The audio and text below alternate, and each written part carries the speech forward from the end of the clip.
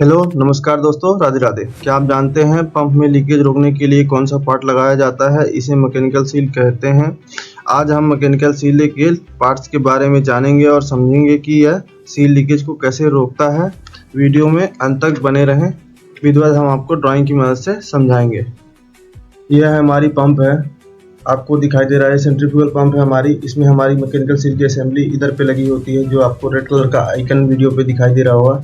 ये हमारी पूरी मैकेनिकल सील असेंबली है। जब भी लीकेज होता है तो इधर से ही लीकेज होगा, अगर मैकेनिकल सील में कुछ प्रॉब्लम होगी तो। और ये बगल में आपको जो इमेज दिखाई दे रही है उधर पे भी ये जो लगा हुआ है होस पाइप के थ्रू, वो भी मैकेनिकल सील असेंबली है। एक फ्लैशिंग के लिए लाइन होता है, एक कूलिंग के लिए लाइन होता है। इसमें जो आपको दो होस दिखाई दे रही होंगी वो इसलिए होता है। वीडियो में आगे बने रहें, फुल डिटेल के साथ आपको समझाने की कोशिश करेंगे। आपको जो ये इमेज दिखाई दे रहा होगा स्क्रीन पर, ये हमारी मैकेनिकल सील असेंबली का इमेज है। इसमें आपको ये जो ब्लैक कलर का दिखाई दे रहा है, इधर पे रेडियल शाफ्ट सील बोल सकते हैं इसे, या रोटरी शाफ्ट सील बोल सकते हैं। ये हमारी रोटरी शाफ्ट सील है, वाटर को रोकने के लिए काम आती है। ये रेड कलर की जो क्लिट टाइप की दिख रही है, ये लॉकिंग है। हमारे स्लिप को लॉक करके एडजस्ट, मैकेनिकल सील का एडजस्टिंग है, उससे एडजस्ट करके इसमें डायरेक्ट असेंबल करके भी फिट किया जा सकता है। और बगल में जो इमेज दिखाई दे रही है उसमें सारे मैकेनिकल सील के पार्ट्स हैं। ये जो पार्ट्स आपस में मिलेंगे तो एक मैकेनिकल सील का निर्माण होगा, जो ऑयल लीकेज को रोकेगा। आगे आप वीडियो पे बने रहें, पूरी डिटेल के साथ आपको समझाने की कोशिश कर रहे हैं। यह जो आपको शाफ्ट दिखाई दे रहा है, इस शाफ्ट में मैकेनिकल सील कहाँ पे इंस्टॉल होता है वो भी हम बताने की कोशिश करेंगे। आपको ये जो एरो का निशान दिखाई दे रहा है, यहीं पास मैकेनिकल सील की असेंबली फिट होती है। ये जो थ्रेड वाला एरिया दिखाई दे रहा है आपको, इधर पे इम्पेलर इंस्टॉल होता है। इम्पेलर इंस्टॉल होके और सील को प्रेस करके रखता है, दबाव डाल के रखता है। उसी के आधार पे सील की सेटिंग होती है। और ये वाले शाफ्ट है, उसमें इधर पे आपको जैसे ये ग्रीन कलर का दिखाई दे रहा है, वहीं पास सेम इसी प्रकार से मैकेनिकल सील इंस्टॉल होगी। और यहाँ पे जो थ्रेड है वहाँ पे इम्पेलर इंस्टॉल होगा। ये मेरे पास और दूसरी प्रकार की मैकेनिकल सील का भी इमेज है। इसमें मैं आपको समझाने की कोशिश करूंगा कि इसमें कौन कौन से पार्ट हैं और कैसे काम करता है। ये जो आपको स्क्रीन पर दिखाई दे रहा है, ये वाली हाउजिंग है, मैकेनिकल सील हाउजिंग हो गई। ये ग्लैंड हाउजिंग भी बोल सकते हैं इसे। और ये जो ब्लैक कलर का इधर दिखाई दे रहा है आपको, ये ओरिंग है, यहाँ पे ओरिंग लगा हुआ है। और उसके बाद में ये वाला जो है आपका सील फेस कार्बन का है, और ये वाली जो सील फेस है, ये दोनों आपस में कांटेक्ट होती है, उसके बाद लीकेज को रोकने का काम करती है। ये रोटेटिंग ऑयल सील है, रोटेटिंग मैकेनिकल सील है। ये घूमती है, ये स्टेशनरी रहती है। ये हमारी हाउजिंग हो गई। और ये जो हमको दिखाई दे रहा है स्क्रीन पर, तो आपको बगल की इमेज पे दिखाई दे रहा होगा ये स्प्रिंग। यहाँ पे स्प्रिंग लगा हुआ है ना, स्प्रिंग लगा हुआ है। इसमें दो लॉक हैं, वो दो लॉक जाके इस ग्रुप में फिट हो जाएंगे। फिट होने के बाद में आपको स्क्रीन पर दिखाई दे रहा होगा यहाँ पास पे दो गर्व स्क्रू दिए हुए हैं, उसके थ्रू ये स्लीव में लॉक होगा। स्लीव में लॉक होने के बाद में फिर असेंबली शाफ्ट में डाली जाएगी। शाफ्ट में डालने के बाद इधर पास ओरिंग भी लगेगा। उसके बाद में ये हाउजिंग पहले से फिट होगी पंप क्रेसिंग में।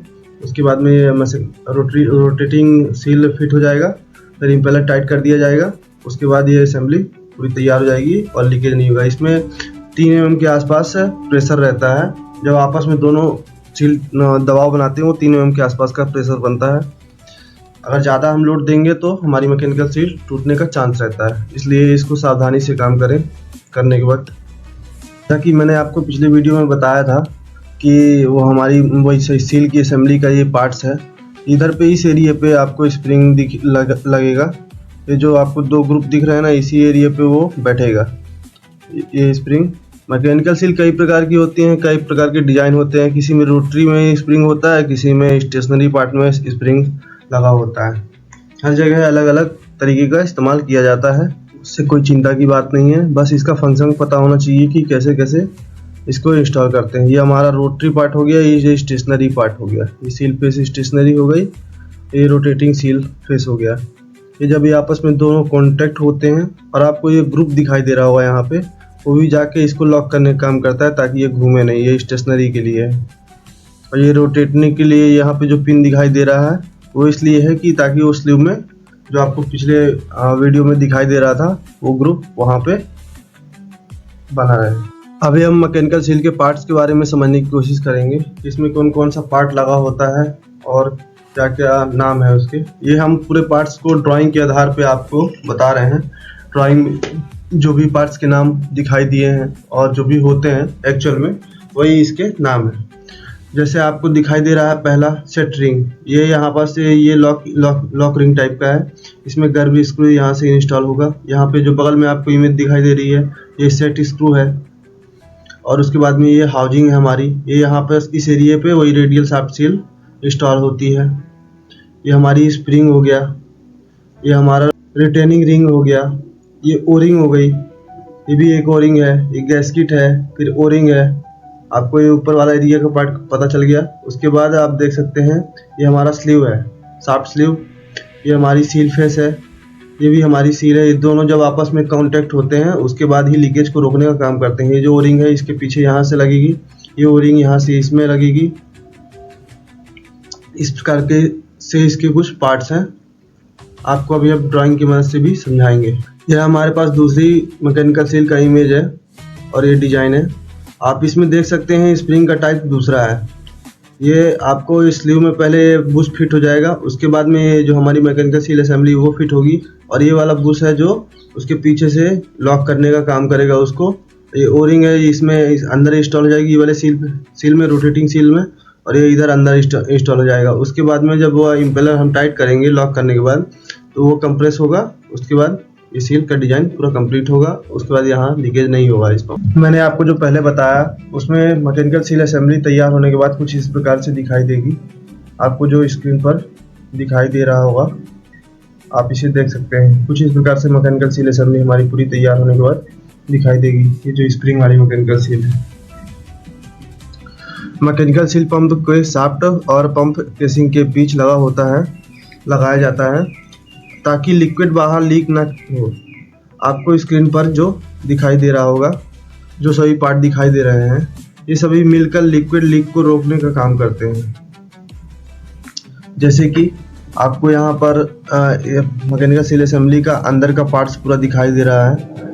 आप स्क्रीन पर पूरी विधिवत तरीके से देख सकते हैं। ओ रिंग हो गया, rotary seal, spring, shaft sleeve, stationary set, gasket, retainer, spring washer, set screw, shaft, secondary O ring, collar. ये हमारी जो मैकेनिकल सील असेंबली है, ये हमारा पहले तो शाफ्ट लगा हुआ है। इसमें हमारी मैकेनिकल सील असेंबली आपको बगल में दिखाई दे रही है, उसी तरीके से तैयार होकर इसमें शाफ्ट में इसको इंस्टॉल किया गया है। उसके बाद में इधर से इम्पेलर आके उसमें टाइट किया गया है। उससे आपका यहाँ पास जो फेस दिखाई दे रहा है, ये हमारा स्टेशनरी का हो गया, रोटेटिंग का हो गया। ये जब आपस में कॉन्टेक्ट होगा तो उससे लीक नहीं करता है। आपको स्क्रीन पर दिखाई दे रहा होगा ये जो व्हाइट वाला पार्ट्स है हमारा, एक सील का फेस है।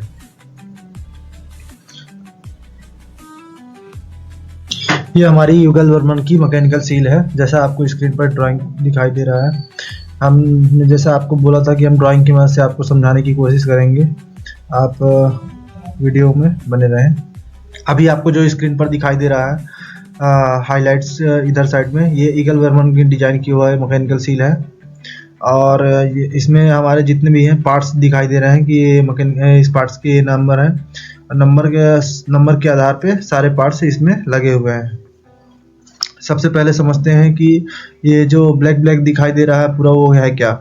जो डार्क ब्लैक दिखाई दे रहा है वो ओरिंग का एरिया, ओरिंग वाला एरिया है।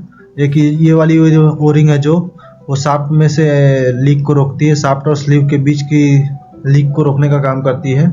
और ये वाली जो है ये रोटेटिंग वाली सील की, रोटेटिंग मैकेनिकल सील की लीक को रोकने का काम करती है। ये वाली ओरिंग है जो स्टेशनरी जो सील फेस होता है उसका लीक रोकने का काम करता है। और इस इधर से ये इन होता है वाटर, जो आपको पहले हमने बताया था। 2 होस लगी रहती हैं, दोनों होस ऊपर की तरफ रहती है, एक ड्रेन होस नीचे की तरफ रहती है। एक लाइन जो होता है सील को कूलिंग करने का काम करता है, और एक लाइन होती है जो ड्रेन फ्लैशिंग होके ड्रेन हो जाती है। आपको यहाँ पर स्प्रिंग दिखाई दे रहा होगा स्क्रीन पे। यही स्प्रिंग पे दबाव क्रिएट करके इसमें सेट किया जाता है। सेट करने का फंक्शन है, यहाँ पास लॉकिंग की दिया हुआ है, गर्व स्क्रू दिया हुआ है लॉकिंग रिंग के थ्रू। इसको लॉक किया जाता है। यहाँ पास आपको दिखाई दे रहा होगा जो मैं क्लिट की बात कर रहा था, असेंबली फिक्सर से हम लॉक करके इसको बाहर ही पूरा असेंबली तैयार करके भी लगा सकते हैं और बिना लॉक किए भी लगा सकते हैं अगर लगाना चाहें तो। दोनों तरीके से हम इसको इंस्टॉल कर सकते हैं। और इस स्क्रू को टाइटनेस भी दिखा रहा है, 17 न्यूटन मीटर में इसको टाइट करना है। इसका टॉर्क टाइटनेस भी इसमें दिखाई दे रहा है। आपको ये जितने भी सीरियल नंबर दिखाई दे रहे हैं ये सभी इसके पार्ट्स हैं, ये पार्ट्स के नंबर हैं, आप उसमें से चेक कर सकते हैं। ये हमारा हो गया सील फेस हो गया, ये स्टेशनरी सील फेस हो गया, ये रोटेटिंग सील फेस हो गया, और आपका ये क्लिड वाला बता ही दिए आपको। और ये स्प्रिंग का लोड 3 से 5 mm के आसपास इसको रखना है। कुछ इस प्रकार से हमारी ड्राइंग है, आप बिल्कुल सरल तरीके से इसको देख सकते हैं और पार्ट्स के नाम भी ड्राइंग की मदद से समझ सकते हैं। जब शाफ्ट घूमता है तो कार्बन फेस और सील शाफ्ट आपस में कनेक्ट में रहते हैं और लीक को रोकने का काम करते हैं। बस इसका यही फंक्शन होता है। इसी प्रकार की मैकेनिकल नॉलेज के लिए हमारे चैनल को सब्सक्राइब करें। अगर वीडियो अच्छी लगी हो तो इसे लाइक करें। धन्यवाद।